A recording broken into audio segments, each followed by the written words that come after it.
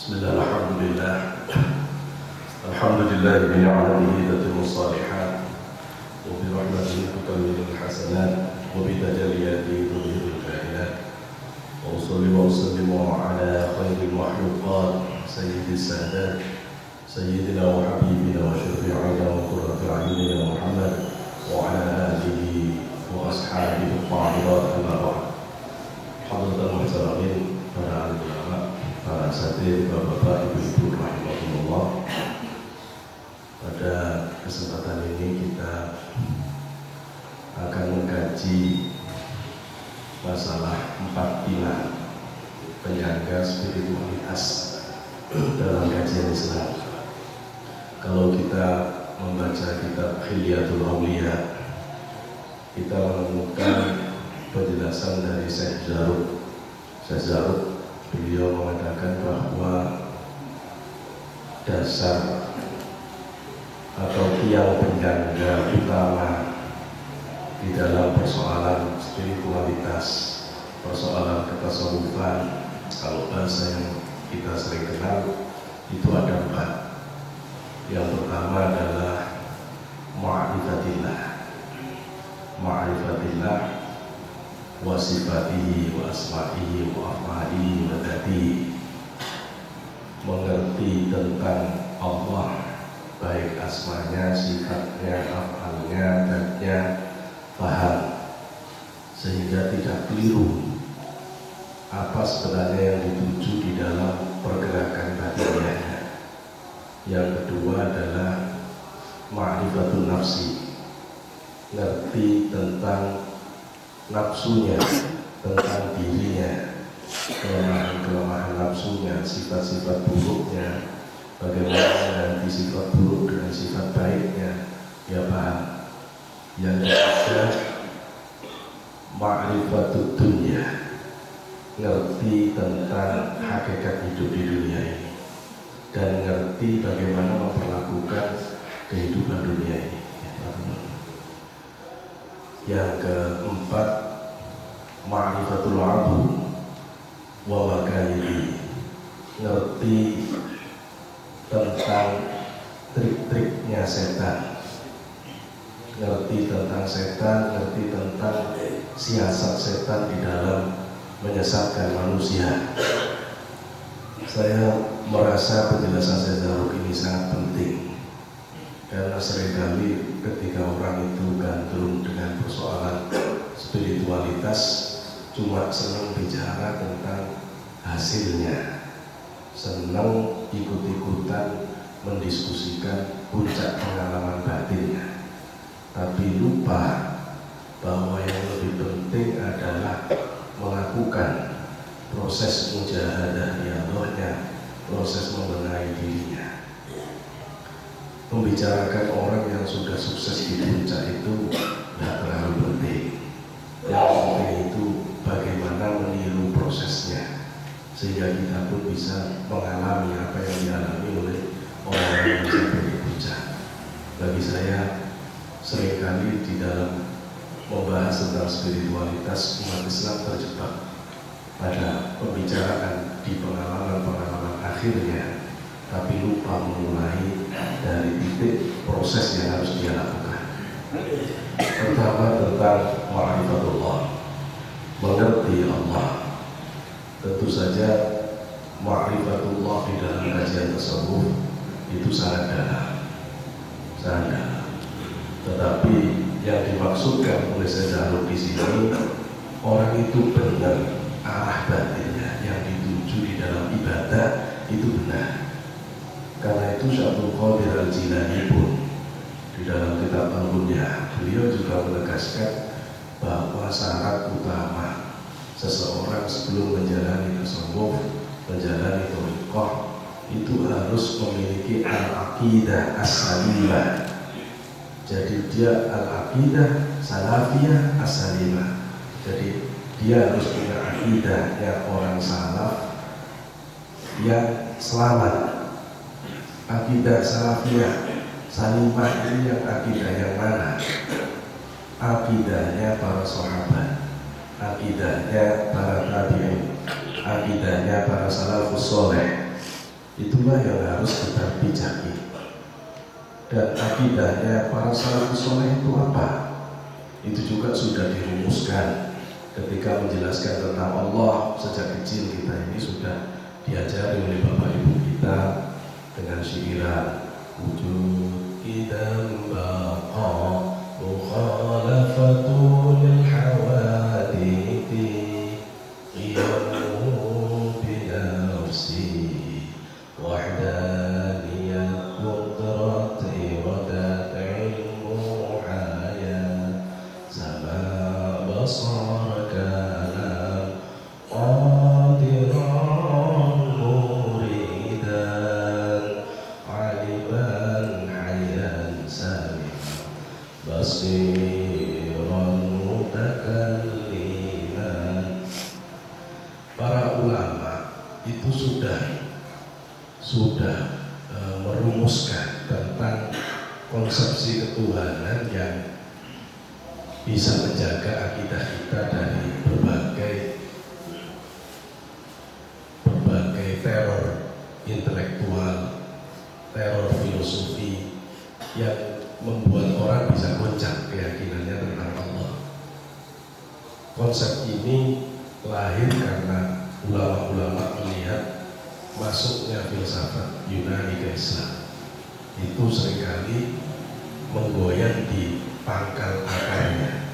Dalam persoalan ketuhanan misalnya, perdebatannya adalah apakah Tuhan itu ada atau tidak ada.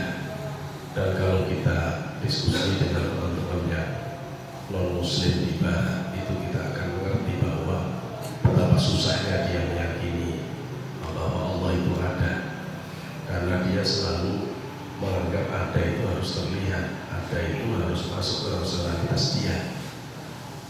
Maka para ulama sebelum orang berdiskusi dengan apakah alam ini dicipta dari ketiadaan atau dari ada, maka buru-buru oleh para ulama ahli tauhid kita dipastikan Allah ada, dan karena itu Allah sifat pertamanya wujud. Nah, karena itu sudah selesai diskusinya dalam Islam bahwa yang pertama kali ada itu adalah Allah. Sebelum segala sesuatu ada, Allah ada. Adanya Allah ada yang hakiki, ada yang hakiki. Ada yang hakiki itu ada yang sebenar-benarnya ada. Kalau kita ini ada tapi bukan hakiki, ada tapi bukan hakiki. Kenapa? Karena kita ini dulu tidak ada, sekarang ada, pada saatnya kita tidak ada lagi. Ada yang dulunya tidak ada, sekarang ada dan akan tidak ada. Itu hakikatnya tidak ada, betul ya?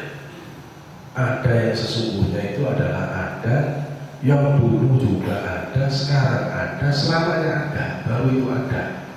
Nah, ada yang dari dulu ada dan akan terus ada, selamanya ada, cuma satu, Allah saja. Yang selain Allah itu tidak ada, diadakan. Yang ada kan Allah. Karena itulah Ibnu Arabi menyebut ini, yang ada satu ini, terus oleh Al-Qunawi disebut sebagai wahdatul wujud. Yang ada cuma satu, yang lain tidak ada. Diadakan, maujudan, diadakan. Nah, kemudian adanya mulai kapan? Maka sudah dibatasi adanya sejak dulu kala. Maka diberilah sifat kita. Sampai kapan Allah itu ada? Selamanya ada. Maka diberilah sifat baqa. Terus Allah itu kayak apa? Allah itu tidak seperti apapun. Mukhalafatul hawadith. Apakah Allah butuh bantuan dari makhluk? Yang binafsihi. Allah tidak butuh apapun dari makhluk. Ibadah bapak ibu itu tidak menambah sedikit pun dari kemuliaan Allah. Seandainya seluruh manusia di muka bumi ini kafir semua pun, tidak berkurang sedikit pun dari kemuliaan Allah. Sesungguhnya seluruh ibadah kita ini sebenar-benarnya hanya untuk kita sendiri, tidak untuk Allah. Allah tidak bertambah, tidak berkurang karena ketaatan dan kemaksiatan makhluk. Benar benar-benar seluruh ibadah ini hanya untuk kita. Maka dan seterusnya sampai sifat 20 ini wajib dikenalkan ke anak-anak supaya konsepsi ketuhanan yang dimiliki itu benar, sebelum nanti dia lebih jauh belajar merasakan kehadiran Allah di dalam sholatnya. Tapi konsepsi ketuhanan ini penting dulu, karena sebelum kita jalan batinnya, yang jalan itu pikiran dulu, karena pikiran ini kalau tidak diikat dia bisa liar kemana-mana. Dan sudah biasa iblis itu menancapkan pertanyaan yang kadang-kadang susah dijawab. Anak-anak kecil pun tidak luput biasanya dari pertanyaan-pertanyaan seperti ini. Kadang-kadang guru agama ditanya oleh anak-anak di sekolah, memang Allah ada, Bu? Kok saya tidak bisa melihat? Anak kecil susah begini ini, guru-guru jadi susah, ini gimana jawabnya? Ada, pokoknya percaya itu tidak bisa sekarang. Maka saya bilang, coba deh ini caranya, ibu angkat tangan, anak-anak suruh angkat tangan semuanya, terus itu suruh tiup, tangannya itu ditiup. Terus setelah ditiup, nanya anak-anak, kamu bisa merasa? Ya, apa rasanya? Dingin. Apa yang membuat dingin itu? Udara itu bisa kamu lihat? Enggak. Udara ada kan? Tapi ada kan? Ada. Tapi kamu nggak bisa lihat kan? Nggak bisa. Udara saja ada, kamu nggak bisa lihat. Bagaimana lagi yang menciptakan udara? Gitu. Jadi di balik logikanya, ini kalau model pembelajaran modern ini pendekatannya sudah ilmiah, scientific approach.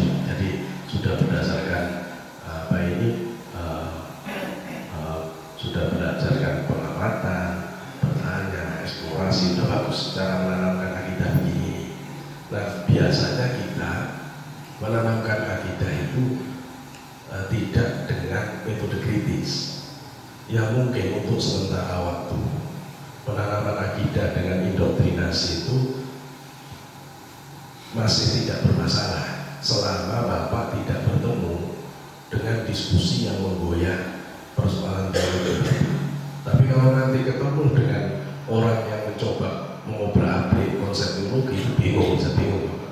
Maka karena itu sebaiknya setelah orang itu meyakini Allah, ada baiknya belajar sifat 20, belajar sifat mohalnya Allah, sifat yang tidak mungkin bagi Allah, sifat wenangnya Allah, sifat wajibnya bagi Rasul, sifat mohal bagi Rasul, sifat menang bagi Rasul, sehingga 50 aqaid, akidah 50 yang diyakini oleh para salafus soleh itu kemudian menjadi pijakan kita di dalam meyakini Allah.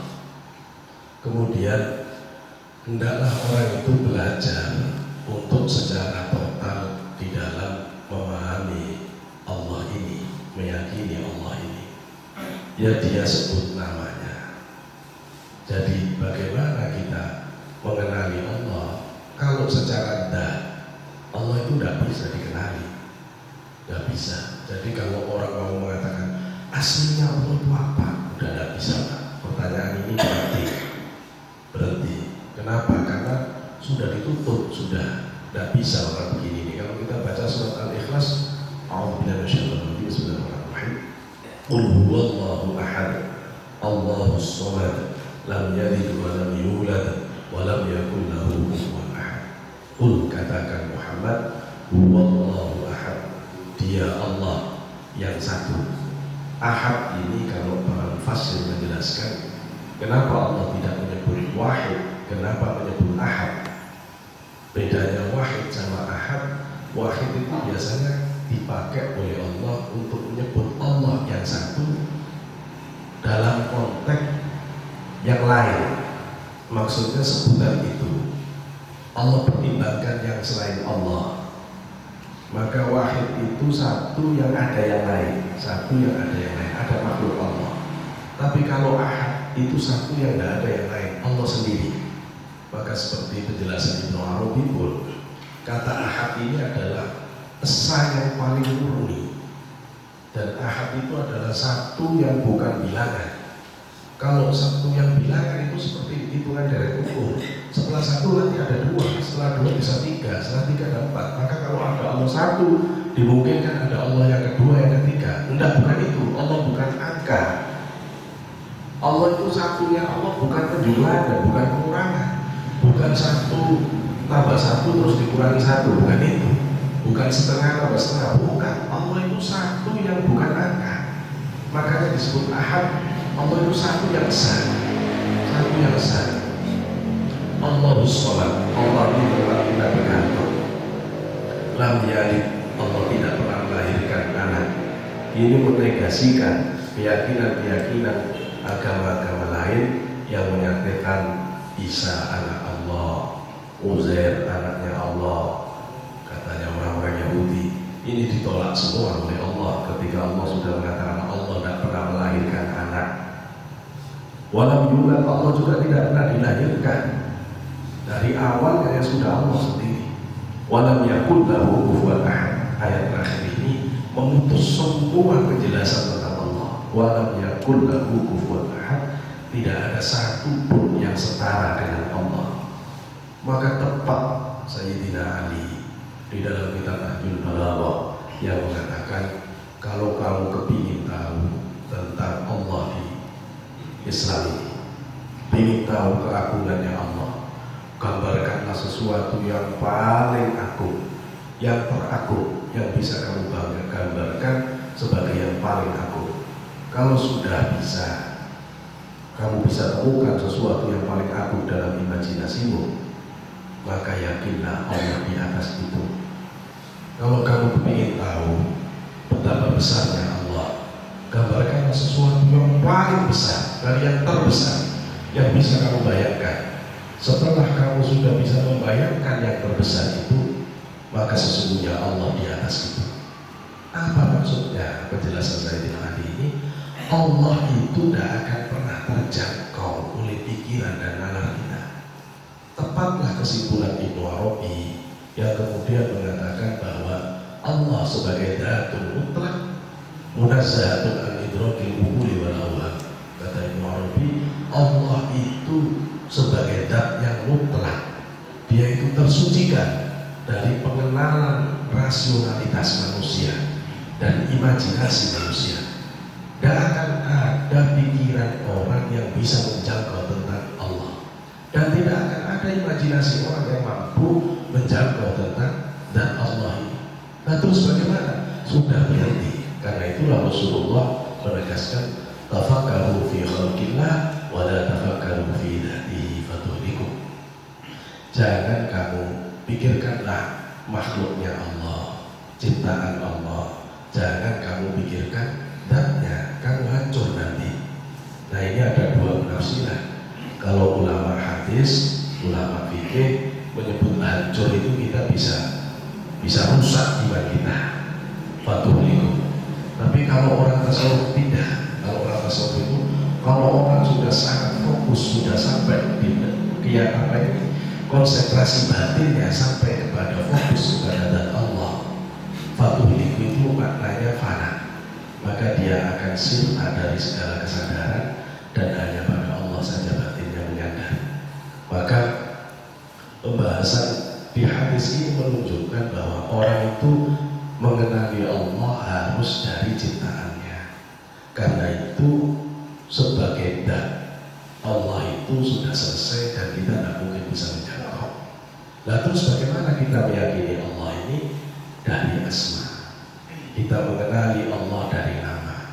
Kita sebut ba'da sholat, subhanallah, subhanallah, subhanallah, alhamdulillah, alhamdulillah, alhamdulillah, Allahu akbar, Allahu akbar, Allahu akbar.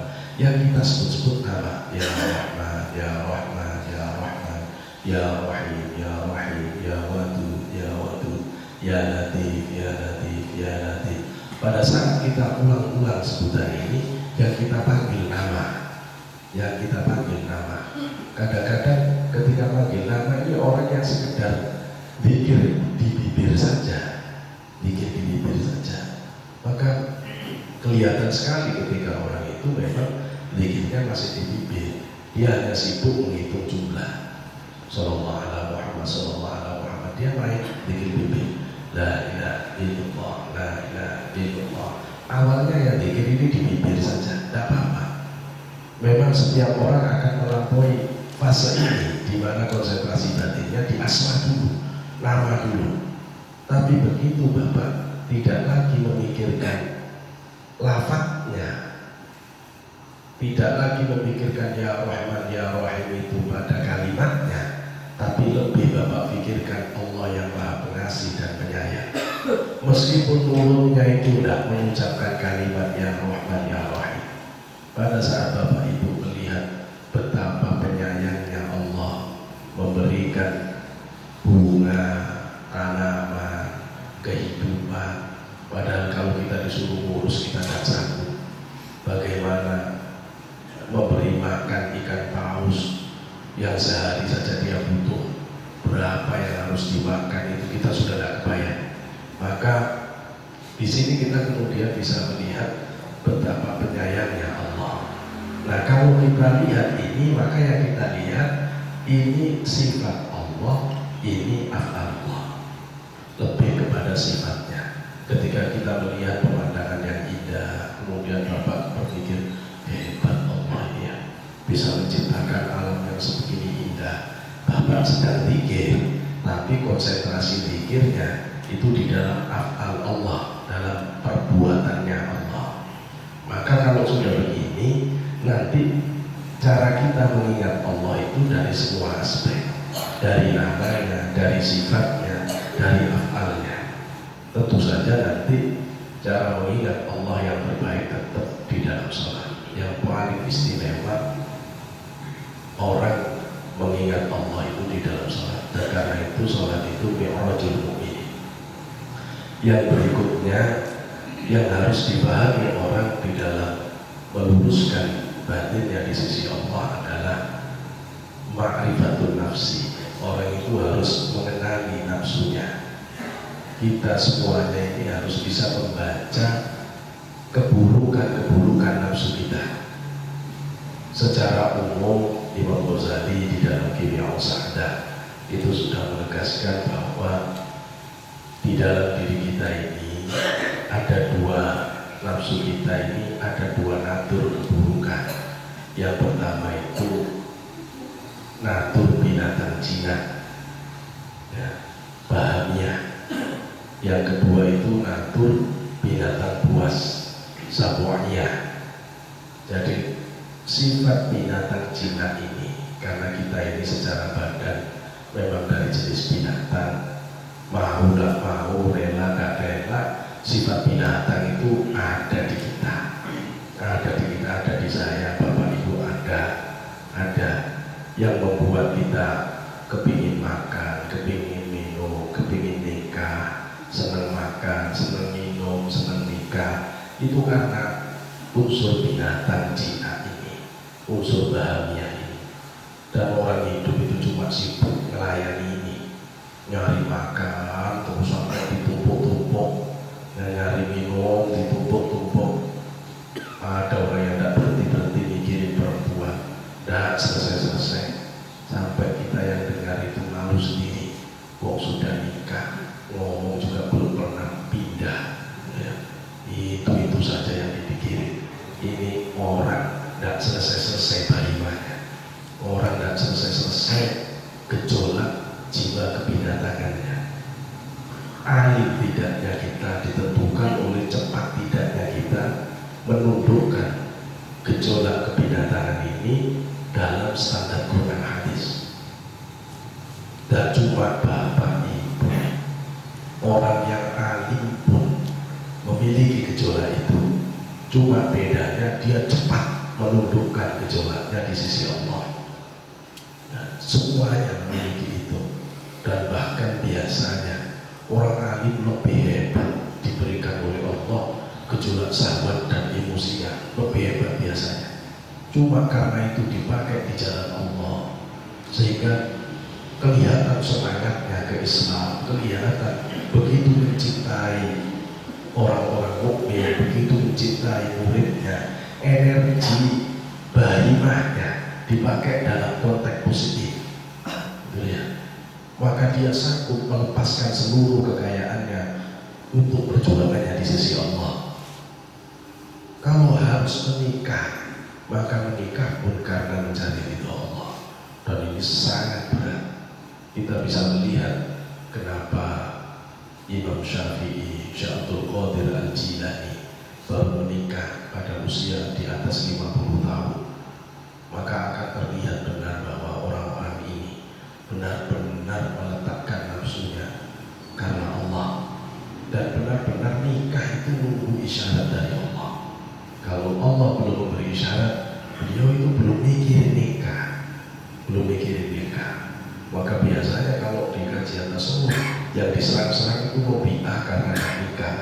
Ya gak nikah itu banyak. Ibnu Taimiyah juga gak nikah gitu loh ya. Jadi lihat dulu konteksnya. Jamaluddin Al-Afghani juga gak nikah. Jadi banyak ulama-ulama kita itu menunjukkan persoalan nikah itu bukan persoalan serius. Ketika dia dihadapkan pilihan, ada tugas keagamaan yang lebih penting. Jamaluddin Al-Afghani misalnya, ketika umat Islam terjebak di dalam penjajahan, Jamaluddin Al-Afghani mengatakan, kalau saya nikah, pasti saya tidak bisa menyadarkan umat Islam dari imperialisme Barat. Dan satu-satunya jalan supaya saya bisa keliling menyadarkan umat Islam dari penjajahan, ya dan nikah dulu. Maka dia nggak nikah. Sama Imam Syafi'i ketika dia memilih fikih sebagai tempat dia mencurahkan seluruh perhatian, kata Imam Syafi'i, seandainya aku menikah pasti aku disibukkan oleh urusan keluarga, dan aku khawatir tidak ada orang di Islam ini yang mau menekuni persoalan ini secara serius. Dan karena jasa Imam Syafi'i yang berani mengorbankan usianya untuk fikih, usul fikih, sehingga sampai sekarang kaidah usul fikihnya Imam Syafi'i ini tidak bisa digeser. Sampai sekarang kalau kita belajar usul fikih, apalagi hadis, kita bicara tentang persoalan hadis mukhtalif, bagaimana menundukkan hadis yang bertentangan, teori Imam Syafi'i sampai hari ini tidak tergantikan, karena memang dia secara tulus mengabdikan dirinya di jalan Allah. Ulama-ulama ini menunjukkan keseriusan yang amat hebat dalam persoalan mengorbankan nafsunya untuk Allah. Bahwa di Islam itu diizinkan orang berpoligaminya, tetapi jangan kemudian itu dijadikan alasan untuk mengumbar-ngumbar sahabatnya. Bahwa sahabat itu tidak bisa dituruti terus. Kalau orang terus-terusan begini, dia tidak akan pernah naik derajat batinnya di sisi Allah Subhanahu wa Ta'ala. Maka yang berikutnya, di nafsu kita itu ada sabuayahnya, ada nafsu ghadabnya. Nafsu ghadab ini loh yang membuat kita emosi, menjadi pemarah, pendendam. Nah, setiap kita ini ditantang oleh Allah untuk secepat apa menghentikan gejolak emosi ini melalui kontrol nalar kita. Kalau tadi kita ditantang Allah untuk menelaah, mengendalikan keinginan-keinginan, baik itu yang objeknya perempuan, lawan jenis, laki-laki, objeknya kekuasaan, jabatan, makanan, itu kita diuji.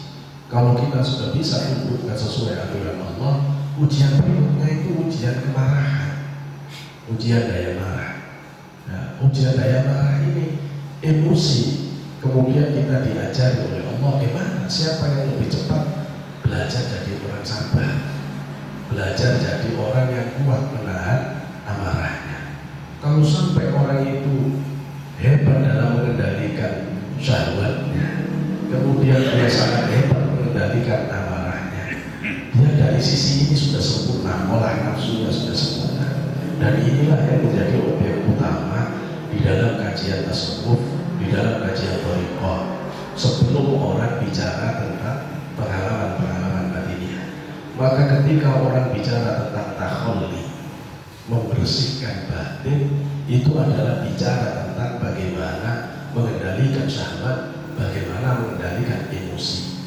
Tidak usah ngomong tahalli, tidak usah ngomong tajalli, Ghazali, kalau takholi tidak pernah dilakukan, tidak usah bicara mahabbah, tidak usah bicara ma'rifah, tidak usah bicara hulul ittihad, wahdatul wujud, kalau prakteknya tidak pernah belajar nilai sifat-sifat buruk. Yang jauh lebih penting adalah membersihkan batin kita dari kotoran-kotoran syahwat, dari kotoran-kotoran ghadab.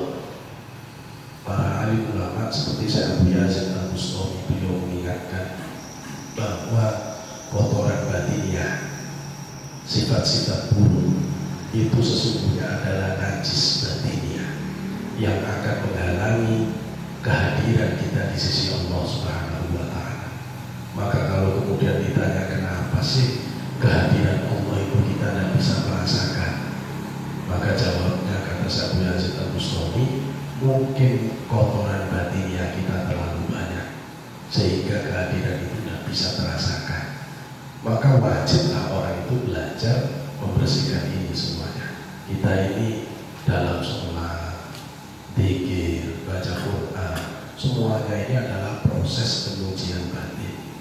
Maka Imam Ghazali menjelaskan seluruh ibadah, kata Imam Ghazali dalam kitab Ihya itu, seluruh ibadah itu nanti fungsinya adalah menyucikan batin orang itu, sehingga kalau sudah suci batinnya, akhlaknya akan baik.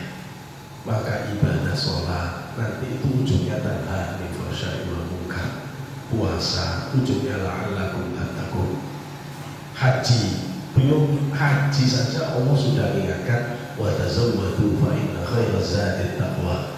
Orang haji itu suruh berbekal, bekal terbaiknya takwa. Belum haji saja disuruh bekal takwa, apalagi pulangnya ya harus sangat bertakwa.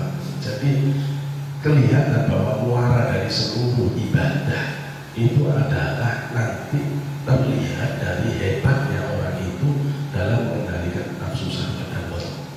Yang ketiga, ma'rifatut dunya. Orang harus ngerti tentang dunia ini. Maka Syekh Muhammad Al-Sakandari, beliau mengingatkan di dalam kitab Tanbir fi Isqatit Tadbir. Di dalam kitab Tanbir fi Isqatit Tadbir, Syekh Muhammad mengingatkan bahwa nafsu mutmainnah, nafsu ammarah bisu, nafsu lawwamah itu kaitannya dengan bagaimana kecintaan orang itu terhadap dunia. Kalau orang itu sangat tergila-gila pada dunia, itu namanya ammarah bisu. Tapi kalau orang itu sudah pandai menjaga jarak dengan dunia, nafsunya akan tenang, dia akan mutmainnah. Tapi kalau kadang bisa, kadang tidak bisa, ya ini yang masih lawwamah. Dunia ini indah, tapi indahnya itu menipu, melenakan, melupakan. Kita di dunia ini sebentar, dan aslinya kita tidak butuh banyak-banyak apa yang kita cari di dunia ini. Oh kadang-kadang kalau tiba-tiba malaikat maut datang, di tengah sibuknya kita kumpulin harta benda yang nanti kita tinggalkan. Karena itu kata para sufi, saya tidak melihat orang yang lebih bodoh dari orang yang ngumpulin yang banyak-banyak untuk ditinggalkan. Untuk apa ngumpulin yang banyak-banyak untuk ditinggalkan? Bahwa ada hadis yang menjelaskan bahwa sebaik-baiknya orang itu orang yang meninggal dan bisa meninggalkan sesuatu yang mencukupi keluarganya. Ya, tapi tetap orang itu harus mengerti hakikat dunia ini, harus mengerti apa dunia ini. Nah, Allah sendiri di Al-Quran, nanti kita ada, kalau bahas ini nanti khusus kita bahas tentang persoalan dunia. Misalnya ada ayat Al-Quran yang menyebut innamal hayatud dunya la'ibun wa lahwun wa zinatun wa tafakhurun bainakum wa takatsur fil amwali wal aulad ila akhir ayat. Allah begitu menyatakan dunia ini tidak ada lain, cuma la'ibun, cuma permainan dunia ini. Ya, cuma permainan, cuma lahwun, ya cuma sedang gurau dunia ini. Wazinatun, cuma tempatnya orang berlomba-lomba saling ganteng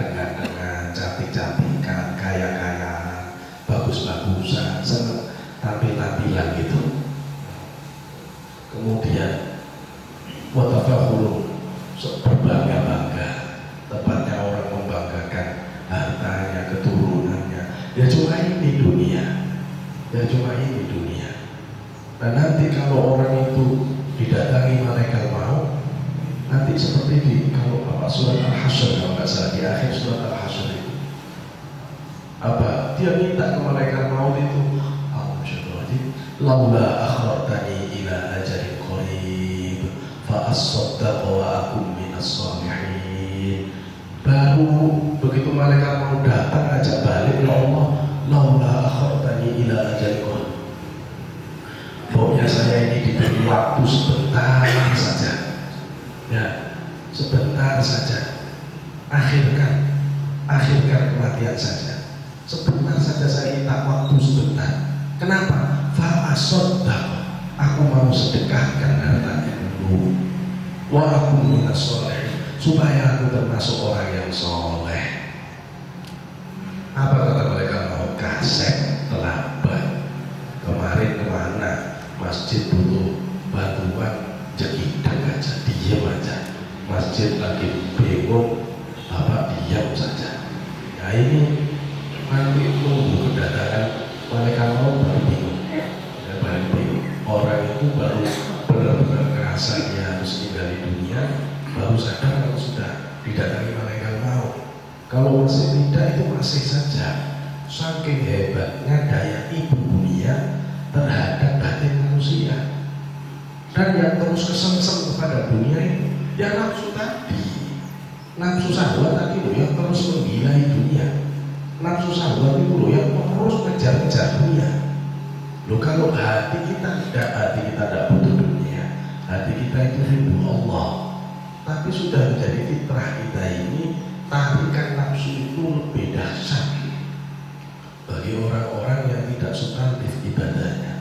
Tarikan nafsu lebih hebat, sehingga ini melenakan, membuat orang hanya sadar kehidupan ini dunia saja.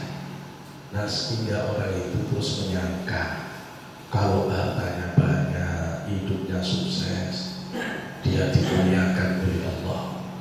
Tapi kalau kemudian dia miskin, dia susah, seolah-olah dia dihinakan oleh Allah. Harta benda ini ujian, kesuksesan itu ujian. Allah akan berikan kepada bapak kekayaan, kepada ibu kekayaan, kalau menurut Allah iman kita, iman bapak ibu tidak bisa sempurna kecuali dengan kekayaan. Tapi kalau ternyata menurut Allah iman kita tidak bisa sempurna kecuali dengan kemiskinan, pasti kita akan dimiskinkan oleh Allah. Di dalam hadis qudsi yang ditulis oleh Imam Ghazali dalam kitab Ahadits Qudsiyah disebutkan ini. Jadi Allah itu memberikan rezeki itu sesuai dengan takaran keimanan kita. Takaran keimanan kita. Tidak ada yang buruk dalam takdir Allah ketika menentukan seseorang dalam kemiskinan, dan tidak ada yang buruk ketika Allah menakdirkan seseorang di dalam kekayaan. Mau miskin, mau kaya, semua dari Allah. Dan harusnya orang dengan itu dia bisa menentukan Allahnya dan bisa menjadikan kemiskinan atau kekayaan itu sarana untuk mengabdi lebih dalam ke Allah. Nah karena itu orang harus mengerti dunia ini sebentar, dunia ini tidak lama. Biasanya kita ini kalau usianya sudah di atas 40 terutama, itu cepat banget. Kita kena flu sedikit aja udah, ya Allah kayaknya tidak lama, kayaknya tidak lama. Tidak apa-apa, bagus ini bagus. Semakin cepat Bapak ingat Allah, ingat kematian, itu semakin halus batinnya, semakin halus batinnya. Kadang-kadang kita ini memang harus menjaga jarak dengan dunia ini supaya batin ini tetap bisa fokus ke Allah. Yang terakhir, bahwa kita itu harus ma'rifatil adu, harus mengerti musuh kita, harus mengenali musuh kita. Musuh kita itu siapa? Ya iblis, ya setan. Banyak orang itu tidak berani kenalan sama iblis setan. Lu tidak berani kenalan bagaimana? Tidak berani mengenal tipu daya iblis setan. Harus, karena kita ini sudah musuhan. Kalau kita baca kitab tafsir di Al-Baqarah ayat 30 sampai 37, itu kisah penciptaan Nabi Mansur misalnya, Imam Suyuti itu menjelaskan bahwa ketika Nabi Adam itu sudah diciptakan fisiknya di surga, iblis itu keluar masuk dari mulutnya, keluar dari duburnya, masuk dari duburnya, keluar dari mulutnya, ngecek ya apa ada. Dan waktu itu Allah belum memasukkan ruh, sehingga iblis tidak tahu siapa ada. Nah saat itu sebelum ada ruhnya, iblis itu sudah nantangmu semua. Kata iblis itu, seandainya Allah jadikan kamu itu pengikutku, bawahanku, aku akan dolimi kamu, aku akan aniaya kamu. Tapi seandainya Allah jadikan kamu pemimpinku, aku akan tipu kamu. Iblis itu ada belum jadi itu udah diajak musuhan, gitu loh ya, udah diajak musuhan.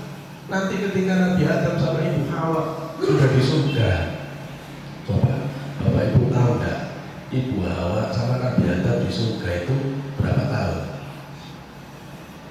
Berapa tahun? Ibu Nabi Adam sama Ibu Hawa itu di surga dari abad dahulu sampai asar. Jadi nggak sampai sehari kalau kita baca kitab tafsir. Jadi dari dulu sampai asar cuma. Tapi tubuhnya memang menurut Imam Suyuti dibiarkan di surga itu 40 hari. Tapi kalau Nabi Adam dan Ibu Hawa itu cuma pada dulu sampai asar. Pada dulu sampai asar itu sudah berhasil iblis itu. Nah, nipu Nabi Adam, nipu Nabi Adam. Nah, nipu Nabi Adam ini begitu sudah tertipu nanti diturunkan ke dunia. Nah, begitu diturunkan ke dunia, Nabi Adam diturunkan di India.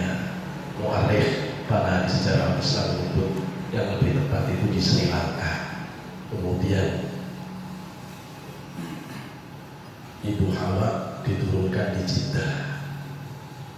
Iblis juga diturunkan, dan binatang yang mirip onta yang dipakai oleh iblis untuk nipu Nabi Adam pun diturunkan juga. Saya takut salah. Kalau saya tidak salah ingat di tafsir itu binatangnya diturunkan di Syam, kemudian iblisnya diturunkan di daerah Iran. Maka kemudian ini sudah menjadi musuhan. Iblis nanti protes ke Allah, kata iblis, ya Allah, kamu sudah mengatakan bahwa Adam itu nanti punya nabi, keturunan Adam itu ada yang diangkat jadi rasul, jadi nabi, dia punya kitab. Lah terus rasulku siapa? Utusanku siapa? Kata iblis. Allah menyebut ya, utusanmu tukang telur, dukun-dukun santet, tukang peramal-peramal, ya itu utusanmu. Terus makananku apa? Makananku ya semua yang tidak disebut nama Allah. Ya, tempat tinggalku di mana ya Allah? Hotelku ya WC-WC itu, toilet-toilet itu. Ya. Kemudian tempat mangkalku di mana ya Allah? Tempat mangkalku ya Carrefour, Lotema, pasar-pasar itu, pasar-pasar itu. Dan Allah sudah beritahu ini semuanya. Apa maksudnya? Jadi iblis sudah diberikan kesempatan hidup di yaumil qiyamah untuk goda kita. Dan iblis punya keturunan. Keturunannya iblis itulah yang disebut dengan setan itu. Nah setan ini banyak jenisnya, nanti kita bisa dalami secara khusus. Di antaranya yang sering godai bapak ibu, terutama ibu-ibu ini ya. Kalau bapak saya jarang-jarang masih, ya walaupun ada kegoda juga. Kalau ke pasar itu namanya, itu divisi setannya itu namanya akwar, divisi akwar. Divisi akwar ini tugasnya pedagang-pedagang itu mulutnya diplesetin. Udah ada yang nawar bilang, oh ini tadi udah ditawar ya, kena akwar ini. Tuh ya. Nah kita yang belanja dibuat menarik sampai ke babi buta, kita itu tak beli semuanya. Ayo. Begitu pulang baru bingung ya, ini sudah ada, ternyata ini sudah ada, kena akwar kita ini gitu ya. Jadi ini tugasnya akwar, selalu membuat dusta berlebih-lebihan di dalam perbelanjaan. Tapi ada juga divisi setan yang nempel ke kita terus, nempel ke saya, nempel ke ibu, nempel ke bapak, namanya dasim. Itu divisi dasing. Nah setan divisi dasing ini kemana pun kita pergi dia ikut. Kalau bapak masuk rumah dan mengucapkan salam, ya dia ikut. Ibu masuk ke kamar dan mengucapkan salam, dia ikut ke kamar. Nah kalau kita masuk rumah mengucapkan salam, sudah parkir dia di luar, dia tidak bisa masuk karena salam kita. Dan kalau kita makan tidak baca basmalah, dia ikut makan. Kita minum tidak baca basmalah, dia ikut minum. Orang tidur sama istrinya tidak baca doa, tidak baca basmalah minimal, ya dia ikut menikmati. Maka ini yang dimaksud oleh ayat Al-Quran, wasyarikhum fil amwali wal aulad. Setan itu bisa campur dengan anakmu dan campur dengan hartamu. Campurnya setan itu dengan anak kita karena prosesnya tidak pakai bismillah. Campurnya setan itu dengan harta benda karena zakatnya tidak dikeluarkan. Karena zakat sedekahnya tidak dikeluarkan. Maka ini karena itu kalau kita baca dalam kitab tafsir Fakhrul Razi Mafatihul Ghaib misalnya, kenapa sih kalau kita tahu kita itu selalu mengucapkan a'udzu billahi minasyaitonir rajim. Di situ asyaiton makrifat. Padahal setan itu bahaya. Kenapa kita minta perlindungan kepada Allah dari setan tertentu? Asyaiton itu artinya setan tertentu. Ar-Rajim yang dilaknati Allah. Al-Marjum aslinya Ar-Rajim itu yang dilempari oleh Allah. Karena setan itu dilempari dengan meteor. Dan kita lihat. Kenapa kok di sini ini pakai al? Kok enggak a'udzu billahi min syaitan? Kok minasyaiton ada alnya?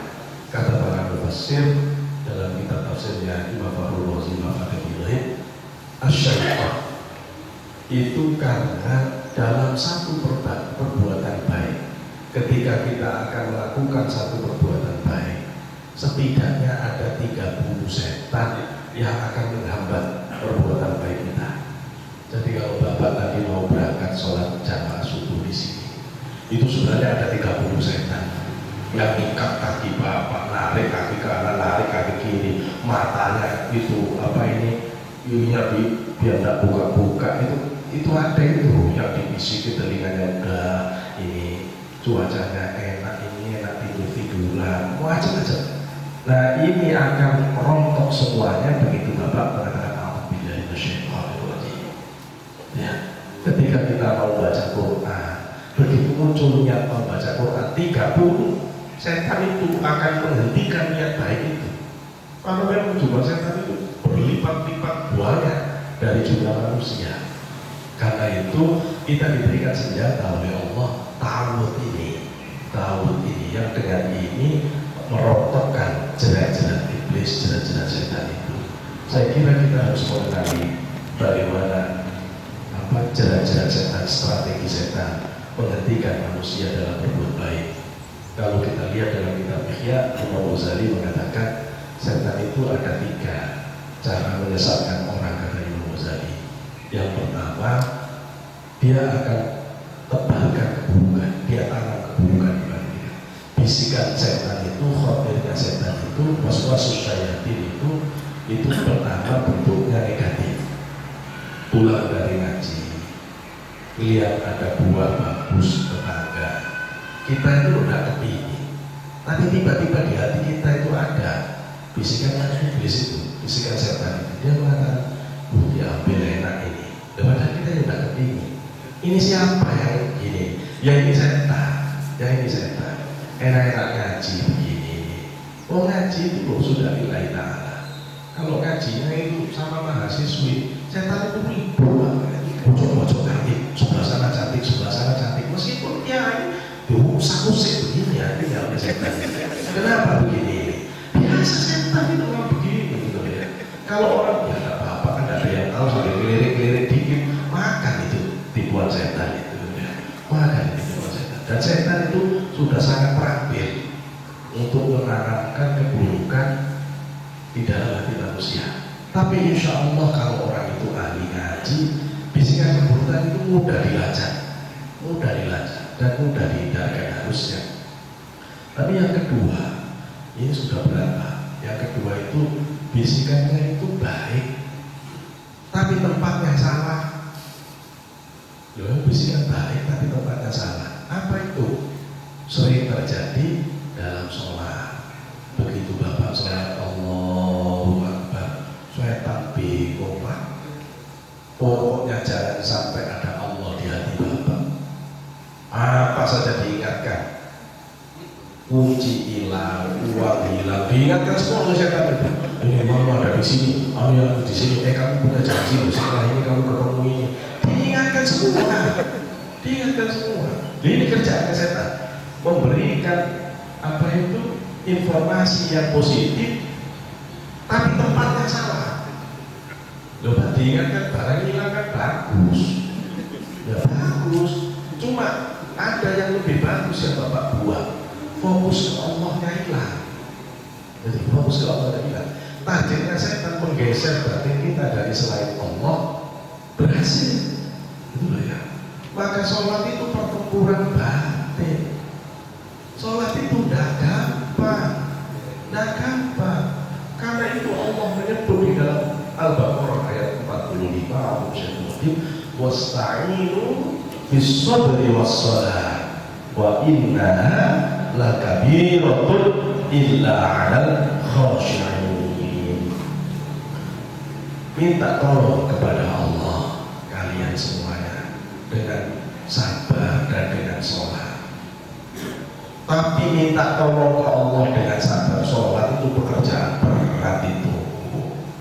Dan semua orang bisa, kecuali orang yang khusyuk. Imam Suyuti dalam kitab Tafsirul Mansur dia menyebutkan, kenapa kok disebut lakabirat? Kalau melihat gandengan dari kalimat ini, illa 'alal khashi'in alladzina yadhunnuna mulaqu rabbihim wa annahum ilaihi raji'un. Imam Fakhrul Razi mengatakan ini kaitannya dengan mulaqu rabbihim. Kenapa sholat itu menjadi lakabirat, persoalan besar? Karena di situ ada pertemuan dengan Allah, gitu ya. Orang yang bisa menemui Allah dalam waktu yang singkat, dalam kesadaran yang cepat. Sholat itu cepat dulu Pak. Begitu Bapak Allahu Akbar, itu suruh langsung nyambung ke Allah. Oh, itu persoalan besar Pak. Orang yang bisa langsung takbir Allahu Akbar, hatinya Allah tak. Wah, itu hebat itu orang yang khasyi'un, itu orang khusyuk. Kalau kita ini masih berebut kita dengan setan itu, oh kadang-kadang Allahu Akbar lupa niat kok, niat saja bubar gitu loh ya. Gimana kita ini? Ini berebut kita dengan setan. Dan ketika orang itu bisa belajar khusyuk, maka insya Allah menang dia dalam perebutan ini. Kuncinya khusyuk dalam ayat Al-Baqarah yang lain. Allah menyebut فَإِذَا قَضَيْتُمُ الصَّلَاةَ فَاذْكُرُوا اللَّهَ قِيَامًا وَقُعُودًا وَعَلَى جُنُوبِكُمْ فَإِذَا اطْمَأْنَنْتُمْ فَأَقِيمُوا الصَّلَاةَ. Kalau kamu sudah selesai sholat yang tidak khusyuk itu, kata Allah, ingatlah Allah dalam keadaan berdiri, duduk, berbaring, terus belajar fokus ke Allah tadi.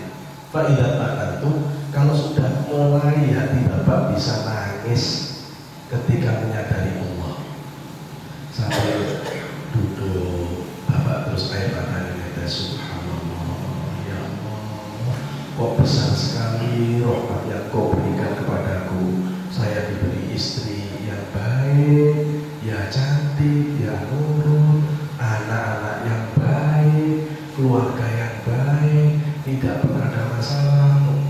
Oh hebat sekali ya Allah, padahal aslinya ibadahku ya cuma begini-begini saja. Lu ini hebat. Kalau sudah mulai begini, batin sudah mulai nyambung ke Allah. Batin nyambung ini dipakai sebagai apa? Modal untuk mencoba khusyuk, meninggalkan seluruh godaan setan. Ya ikhtiar dohirnya semua dipakai. Bapak doa sebelum sholat, Rabbi a'udzubika min hamazati syayatin wa a'udzubika rabbi an yahdurun, ya sampai baca apa Al-Ikhlas, Al-Falaq, An-Nas. Kalau imamnya perlu takbir, kalau imamnya takbir ya sudah takbir. Terus fokus ke Allah. Yang ketiga kata Imam Ghazali, dibuat setan itu dicampur antara hak dan batin, dicampur. Nah, pencampuran hak batin ini Itu jangankan orang awam, kiai, ustadz, banyak hancur di sini, kata Imam Ghazali dalam kitab Ihya. Ketika tipuan setan itu awalnya baik dan ujungnya ternyata dia menipu batin, itu banyak orang yang terperosok di sini. Seorang kiai ditipu oleh setan, itu kasihan. Itu di desa sebelah itu udah ada pengajian, kamu kan diberi ilmu oleh Allah, bukalah pengajian.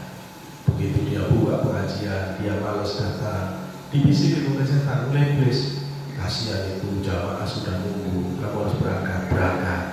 Masih bagus bisikannya, terus mau males lagi, terus didorong. Ngajinya hanya beberapa orang, tapi lama-lama tambah terkenal. Begitu tambah terkenal semuanya, ada gubernur datang, ada bupati datang, sampai menteri datang. Undangannya sudah kelas berat, dia sudah sangat terkenal. Begitu mau berangkat, dia mau ngambil kopiah, setannya ngomong, jangan pakai kopiah itu, orang semuanya tahu kopiah murah itu, ganti kopiah yang mahal, kamu dilihat orang loh, ganti kopiahnya. Kemarin pakai kopiah itu lillahi ta'ala, sekarang pakai kopiahnya itu sudah linnas, karena manusia.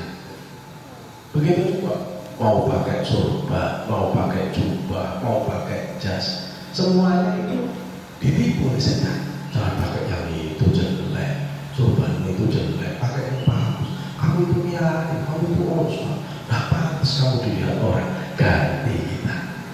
Kalau kemarin kita pakai itu bismillah, kalau itu lillahi ta'ala.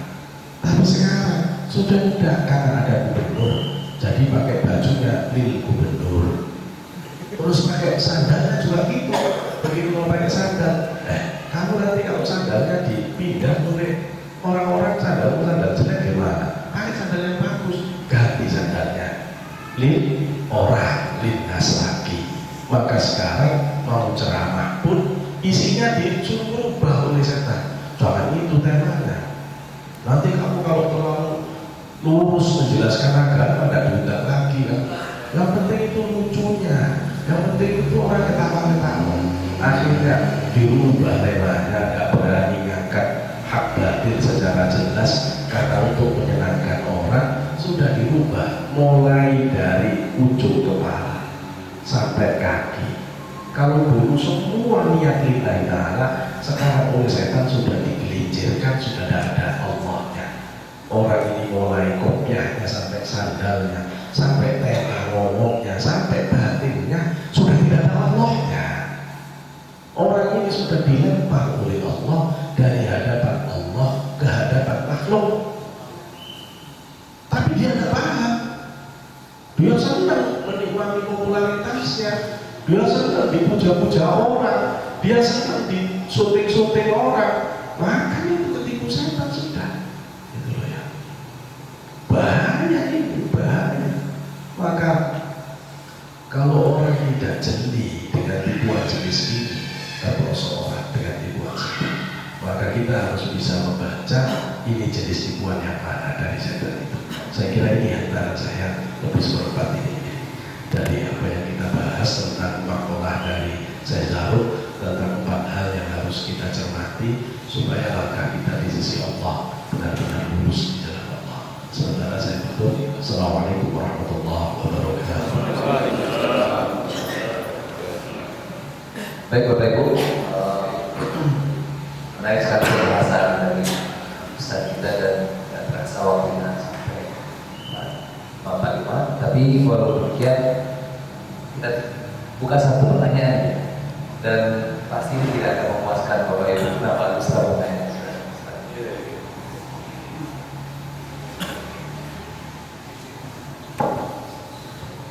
Bismillahirrahmanirrahim. Assalamualaikum warahmatullahi wabarakatuh. Ya, semua maaf, pertanyaan ini agak ekstrim sedikit Pak Ustaz. Allah itu kan maha Pak Ustaz, maha menciptakan maha segala. Apa mungkin Allah itu menciptakan sesuatu yang mungkin lebih dari beliau sendiri atau minimal seperti beliau sendiri?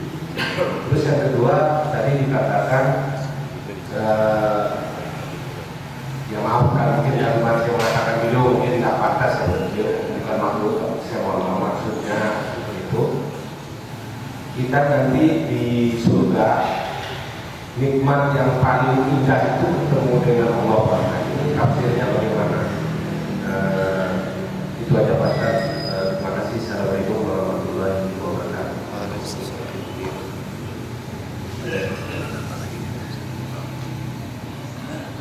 Ya, terima kasih Pak. Yang pertama tentang Allah itu kan maha segala-galanya. Apa Allah tidak bisa menciptakan sesuatu yang lebih hebat dari Allah? Ini pertanyaan mohal, gitu ya. Pertanyaan mohal itu pertanyaan yang tidak mungkin. Karena itu ada sifat-sifat mohal, sifat-sifat yang tidak mungkin itu dinisbahkan ke Allah. Sama saja dengan begini, Pak, Allah bisa nggak bunuh diri? Betul ya? Kan Allah maha kuasa. Allah kan harusnya bisa bunuh diri. Ya ini pertanyaannya setan, gitu ya. Jadi kalau ada yang begini ini godaan, ini gaya kritis yang kadang-kadang kita harus lihat. Oh, dan ini yang saya bilang ini pertanyaan waktu saya kuliah di S3, gitu ya.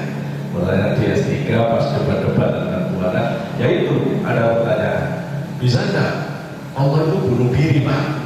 Kata dosen filsafat saya waktu itu, ya kamu itu pertanyaannya udah dibimbing oleh setan, gitu. Jadi Allah menciptakan sesuatu yang maha besar. Ya, tapi sebesar apa penciptaan Allah itu tetap tidak bisa mengalahkan besarnya Allah. Ya. Pak, Bapak bisa memahami ada karya yang lebih agung dari orangnya? Itu tidak masuk di akal.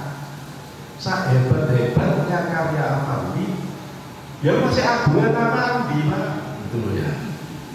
Kalau ada orang lebih mengagumi karya Afandi dari ada Afandinya, karena dia tidak paham Afandi. Gitu loh ya. Kalau ada ciptaan yang lebih istimewa dari penciptanya, karena orang itu tidak paham penciptanya. Gitu loh ya. Apa artinya? Logika kita tidak bisa menerima jika ciptaan itu lebih hebat dari penciptanya. Itu tidak make sense katanya orang-orang yang barat itu. Tidak masuk di akal, tidak bisa diterima di akal. Jadi pertanyaan yang tidak bisa diterima di akal, ya sudah tidak usah diakalkan. Gitu ya. Tidak bisa. Jadi tidak bisa. Sama sebenarnya ketika orang bertanya begini, Pak, Allah di mana? Aslinya, Pak, pertanyaan ini salah. Gitu loh ya. Dan karena pertanyaannya salah, ya tidak usah dijawab. Oh, pertanyaannya salah. Ketika saya ditanya, Pak, Allah di mana? Benerin dulu. Pertanyaanmu benarkan dulu, nanti saya jawab. Memang salahnya di mana? Salahmu nggak paham, gitu loh ya. Salahmu nggak paham. Pertanyaan salah kan nggak ngerti, gitu loh ya. Ya tak, pertanyaan itu salah, gitu loh ya. Kata di mana itu dipakai untuk 3 dimensi, 4 dimensi. Kalau Bapak tanya, Pak Sofi di mana? Itu udah jelas di sini, di rumah ada angka saya, gitu loh ya. Loh, kenapa? Loh, saya ini berdimensi, 3 dimensi. Bapak bisa tanya di mana, gitu loh ya. Bisa tanya di mana, begini di mana, ya baru bisa tanya di mana. Terus nanya, coba kalau tiba-tiba ada orang nanya ke Bapak, Pak, angin itu di mana? Bapak tanya, kamu cek ke rumah sakit dulu ya. Oh, angin kok di mana, gitu loh ya. Angin kok di mana? Terus kamu kayak nggak waras ya, gitu loh. Jadi kata di mana itu harus konteksnya tepat, gitu loh ya. Loh, Allah itu nggak ada satu tempat pun yang tidak ada Allah. Terus ditanya di mana? Loh, ini gimana sih pertanyaannya? Gitu. Kamu waras enggak, gitu loh ya. Nah, kamu belajar berpikir lurus dulu, gitu ya. Belajar berpikir lurus dulu. Nah, ini guyonan lagi, jangan diambil hati. Kadang-kadang pertanyaan begini ini disentil oleh setan. Di pikiran saya kadang juga ada, di pikiran Bapak juga ada. Tapi setan itu aslinya, Pak, nalarnya itu tidak logis. Jadi kalau Bapak dalam juga nalarnya, logikanya lurus juga. Kemampuan berpikir Bapak radikal, sistematis juga. itu roboh sendiri, tanpa ayat Quran juga roboh, gitu ya. Tanpa ayat Quran akan roboh itu dengan nalar yang positif, itu Pak ya. Kemudian berikutnya tentang nanti kan nikmat terbesar itu di akhirat melihat Allah. Ya, di dalam surat Yasin ada kalimat Al-Quran Al-Musyafiruladzim Salamun qawlan min Rabbir Rahim. Ya. Besok kalau orang ahli surga, Allahumma amin, mudah-mudahan kita semua ahli surga. Kalau kita masuk surga itu ada welcome speech yang akan disampaikan oleh Allah. Dan setiap orang yang masuk surga itu yang ditunggu-tunggu itu welcome speech-nya Allah itu, Pak. Welcome speech-nya Allah itu indah sekali, indah sekali. Jadi setelah masuk surga itu kita tunggu. Begitu ada ucapan salam dari Allah, salamun qawlan min Rabbir Rahim, itu nikmatnya masya Allah. Dapat welcome speech saja udah seneng banget, Pak. Seneng banget. Bapak misalnya ke rumah saya, tapi saya tidak mengucapkan selamat tiba di rumah saya dan saya sambut. Apa senangnya? Bapak masuk ke rumah saya, tapi saya tidak mengatakan, oh bapak silakan masuk. Saya tidak begitu, saya dingin aja. Lama-lama keluar lagi bapak, besok begini benar gitu. Jadi kenapa? Penting, Pak. Sambutan itu penting karena sambutan itu menunjukkan keridhaan, gitu, menunjukkan keridhaan. Apalagi orang yang sampai diberikan kenikmatan Allah untuk menikmati wajah Allah. Wujuh yawmaidin nadhirah ila rabbiha nadhirah. Besok ada orang yang di surga itu wajahnya berseri-seri karena menunggu ditampakkannya indahnya wajah Allah. Kenikmatan terbesar surga itu kata para ahli ulama itu bukan surganya, bukan surganya, tapi ditampakkannya wajah Allah. Begini, ini khusus yang sudah dewasa. Kalau belum dewasa biasanya susah memahamkannya. Pak, mana yang lebih bapak pilih, mana yang lebih ibu pilih? Ya, yang lebih bapak pilih, ditemui permaisurinya, apalagi di dalam istana, atau ketemu istananya tapi tidak ada permaisurinya. Mana bu yang lebih ibu pilih? Ditemui pangerannya atau masuk istananya? Kalau orang sudah dewasa, Pak, dan istana enggak. Kalau orang Surabaya itu enggak patek gitu ya, enggak masuk istana juga enggak apa-apa. Yang penting saya ditemui sang pangeran. Di tengah sawah juga enggak apa-apa, indah saja. Kalau sudah dengan sang pangeran, itu loh ya. Meskipun apalagi kalau sampai sudah di istananya kita ditemui oleh sang penguasanya, sang rajanya, itu kenikmatan sempurna. Kalau ada orang datang ke Jakarta ditanya, kenapa datang ke Jakarta Pak? Saya mau melihat istana negara. Saya bisa pastikan katro, orang ini katro, ya katro, orang ini deso, cuma datang ke Jakarta kepingin lihat istana. Nanti kalau sudah diajak masuk ke istana, senangnya Masya Allah.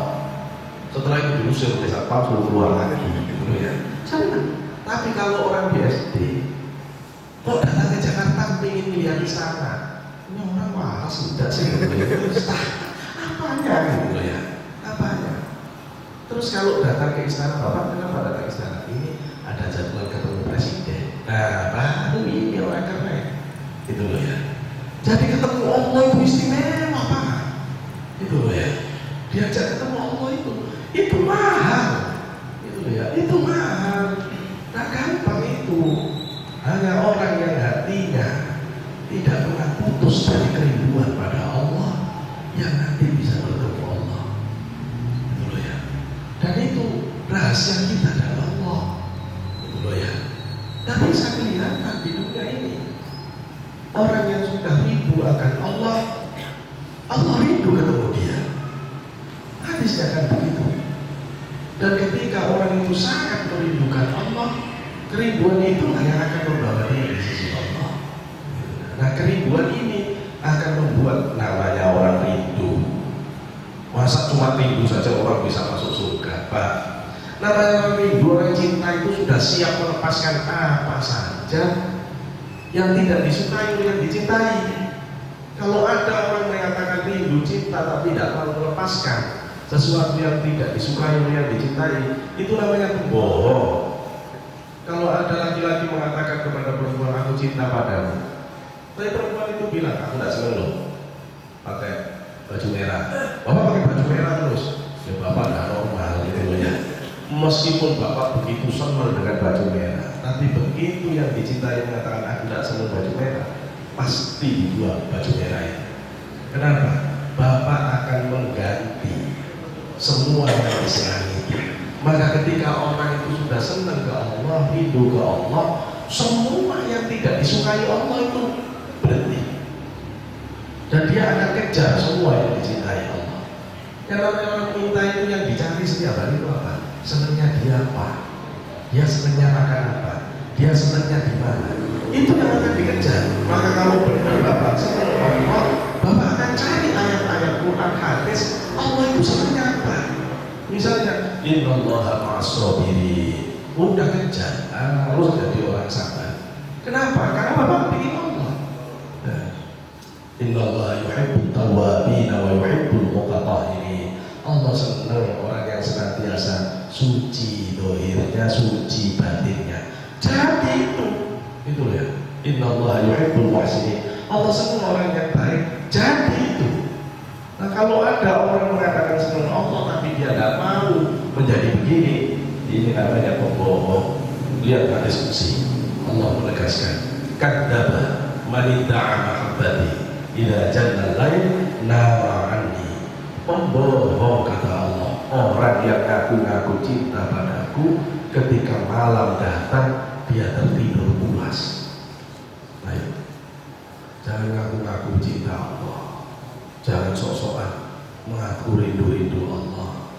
Cinta Allah, rindu Allah tidak untuk dipuisikan. Cinta Allah, rindu Allah tidak untuk distatus-statuskan. Cinta Allah, rindu Allah tidak untuk diobral, dikata-kata. Cinta Allah, rindu Allah buktikan. Malam bangun, zikir yang kuat, ibadah yang kuat, tegakkan kebenaran, tebalkan kedamaian. Itu buktikan di perilaku kita. Kalau tidak, malu kita ke Allah, malu ke Allah. Jangan seperti anak Musa yang cuma sibuk merangkai kata-kata untuk menyebut dirinya sebagai pencinta. Bapak udah tua, Bapak sudah mengerti. Cinta hakiki itu pengorbanan, cinta hakiki itu kesetiaan, cinta hakiki itu meletakkan seluruhnya untuk yang dicintai. Lakukan itu ke Allah. Lakukan itu ke Allah. Maka kalau benar kita itu ke Allah begini, insya Allah kita punya harapan untuk bisa ketemu Allah. Nah inilah yang membuat nanti di akhirat orang itu bisa ketemu Allah. Saya tutup dengan penjelasan saya Muhammad. Syaikhullah mengatakan begini, besok di akhirat ada sekelompok ulama yang begitu dimasukkan ke surga, dia akan teriak-teriak minta dikeluarkan dari surga, seperti teriakan orang-orang ahli neraka minta dikeluarkan dari neraka. Ketika ditanya oleh malaikat, kenapa kamu minta dikeluarkan dari surga? Orang-orang ini mengatakan, aku tidak betah meredam kerinduanku untuk ketemu Allah. Aku tidak ribut dengan dunia surga ini, aku ribut dengan Allah. Abdul Qadir kemudian mengingatkan, siapa yang kepingin akhirat, dia harus belajar membuang dunia dari hatinya. Hatinya lupa ya, nanti dibuang semua, pulang jalan kaki, mobilnya ditinggal. Bukan itu maksudnya.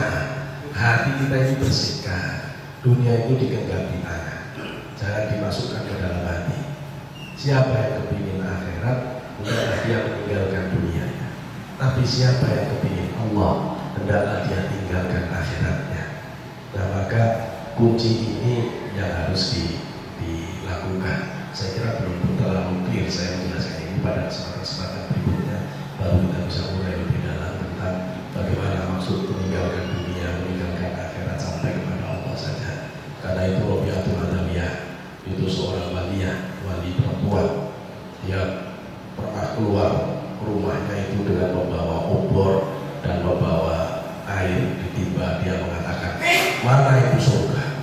aku mau bakar saja surga itu.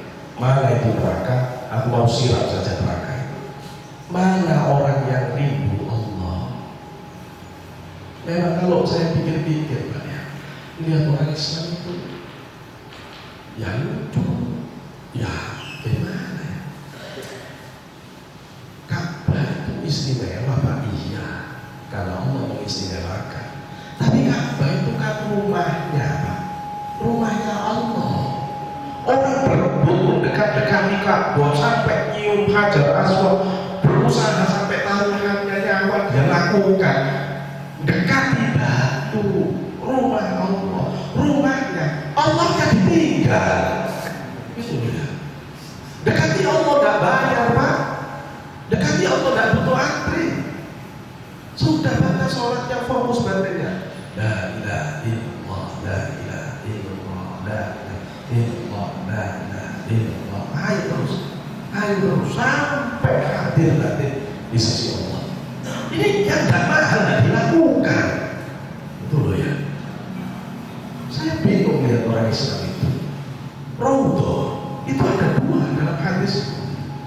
Rasul menyebut madaina aiti wa mimbari raudhah min riyadil jannah.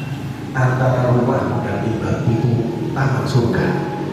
Berebut orang sampai desek-desekan. Waktu saya haji itu 2010 malam Jumat, 4 orang mati semalam cuma berebut masuk raudhah. Saya pikir ya Allah, orang Islam iya ini hebat saya tahu, tapi ngertilah yang punya raudhah ini orang yang amat sangat bermoral. Rasulullah itu amat sangat berakhlak.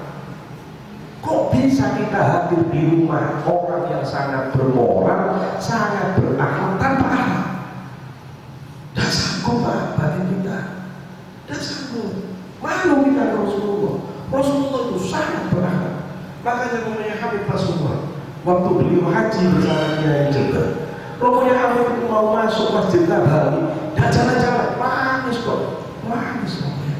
Terus ditanya, ya mau masuk, ya masuk. Kata Romonya Habib, yang punya rumah lihat terus aku udah kuat. Yang punya rumah lihat terus aku udah kuat. Nah saya ingin mengatakan, tapi Rasulullah mengatakan di dalam hadis yang lain, idza faraqtu bi riyadil jannah farta'u. Kalau kamu melintasi taman-taman surga, farta'u, nikmatilah, ain tarata'u, nikmatilah. Kemudian sahabat bertanya, wa ma riyadul jannah, apa itu taman-taman surga itu Rasul? Rasulullah menjawab, hilakul dzikr, kumpulan orang yang sedang berzikir. Loh, raudhah dikejar-kejar, giliran di masjid ada pikiran tidak datang. Duh ya Allah, kok ruwet banget orang Islam. Itu loh ya, yang nggak bayar ditinggal, yang bayar rebutan. Itu loh ya. Nah, sebenarnya kalau bisa menghadirkan raudhah di dalam raudhah, ya itu hebat. Kalau Bapak dikir di raudhah, ya tambah hebat, tambah hebat. Saya kira itu penjelasan saya agak panjang. Jadi pertemuan dengan Allah itu yang istimewa besok di akhirat, dan itu adalah kekhususan yang diberikan oleh Allah pada orang-orang yang benar-benar merindukan Allah di akhirat. Mudah-mudahan Allah membimbing kita untuk bisa memiliki pengalaman batin yang hebat ini. Mudah-mudahan Allah memberikan kenikmatan rohaniah yang hebat ini dengan keistiqomahan yang lurus di jalan Allah. Mudah-mudahan anak istri kita, keluarga kita semuanya ini dijadikan orang yang terus memegang Quran hadis, terus lurus di jalan Allah, mengikuti sunnah Rasulullah, mengikuti amalia salafus saleh. Alhamdulillah wa kullu niyatin salihah. Wa ila hadratin Nabi Mustafa sallallahu alaihi wasallam wa al-husus sallallahu alaihi wa ala niyatihim wa ala mu'minin wa ala muslimin wa ala billahi al-Fatiha.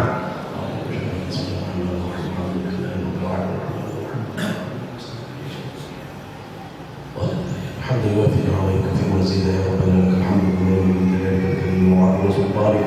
اللهم صل على سيدنا محمد في الأول والآخرين، وصل وسلم على سيدنا محمد في كل وقت وحين، وصل وسلم على سيدنا محمد في المهد الآتى إلى يوم الدين، وصل وسلم على سيدنا محمد وعلى سيدنا محمد والحمد لله رب العالمين. اللهم اغفر لنا ذنوبنا واستر عيوبنا وطهر قلوبنا وحسن منقلبنا وعلى طاعتك عنا وعلى طاعتك عنا وعلى طاعتك عنا ومن بابك فلا تتركنا ومن بابك فلا تتركنا واختم بالصالحات أعمالك واختم بالصالحات أعمالك واختم بالصالحات أعمالك. اللهم أعنا على ذكرك وشكرك وحسن عبادتك. اللهم أعنا على ذكرك وشكرك وحسن عبادتك. اللهم أعنا على ذكرك وشكرك وحسن. اللهم اصلح ذات بيننا وألف بين قلوبنا واهدنا سبل السلام ونجينا من الظلمات إلى النور وجنبنا الفواحش ما ظهر منها وما بطن. اللهم بارك لنا في أسماعنا وأبصارنا وأزواجنا وذرياتنا وتب علينا إنك أنت التواب الرحيم. قابلين لها وأتم علينا قابلين لها وأتم علينا. ربنا اغفر لنا ذنوبنا وكفر عنا سيئاتنا وتوفنا مع الأبرار. ربنا اغفر لنا ذنوبنا ولوالدينا وارحمهما كما ربيانا صغارا. ربنا هب لنا من أزواجنا وذرياتنا قرة أعين واجعلنا للمتقين إماما. ربنا آتنا في الدنيا حسنة وفي الآخرة حسنة وقنا عذاب النار. سبحان ربك رب العزة عما يصفون وسلام على المرسلين والحمد لله رب العالمين. بدعاء سر بحرمة الفاتحة.